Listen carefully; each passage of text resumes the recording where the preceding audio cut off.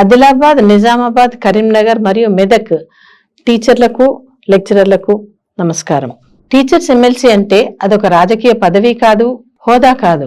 Lecturers మరియు teachers యొక్క హక్కులను, సంక్షేమాన్ని కాపాడే ఒక అపూర్వ అవకాశం. గవర్నమెంట్ ఎడ్యుకేషన్ పటిష్టం చేసి ది బెస్ట్ క్వాలిటీ ఎడ్యుకేషన్ ఇవ్వగలిగేటువంటి ఒక పవిత్ర కార్యం. అయితే రాజకీయాల కోసమో, పదవుల కోసమో, అధికారం కోసమో మరికొంతమంది టీచర్స్ ఎమ్మెల్సీలుగా బూటకపు హామీలతో టీచర్లను మోసం చేస్తూ విద్యను ప్రైవేటీకరణ మరియు కార్పొరేటీకరణ చేసినటువంటి వీరు ఇబ్బిడిమిబ్బిడిగా సంపాదించుకున్న డబ్బుతో టీచర్ల యొక్క ఆత్మగౌరవాన్ని హేళన చేస్తూ వారి యొక్క ఓట్లను కొని తిరిగి పదవులు సాధించి మరికొంత సంపాదించుకోవాలనేటువంటి ఆశతో ముందుకు వస్తున్నారనే విషయాన్ని టీచర్లందరూ గమనించాలి.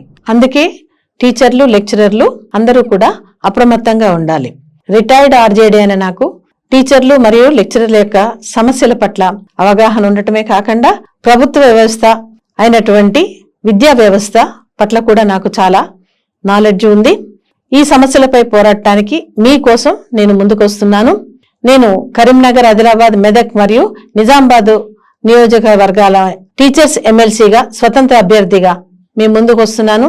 మీరు 27వ తారీఖు నాడు అత్యధిక సంఖ్యలో హాజరై మీ అమూల్యమైనటువంటి ఓటు నాకు వేసి అత్యధిక స్థాయిలో మరియు మీ ఆత్మగౌరవాన్ని చాటుకుంటారని, నోటుకు ఓటు చెల్లదని నిరూపిస్తారని ఆశిస్తూ ధన్యవాదాలు తెలియజేస్తున్నాను.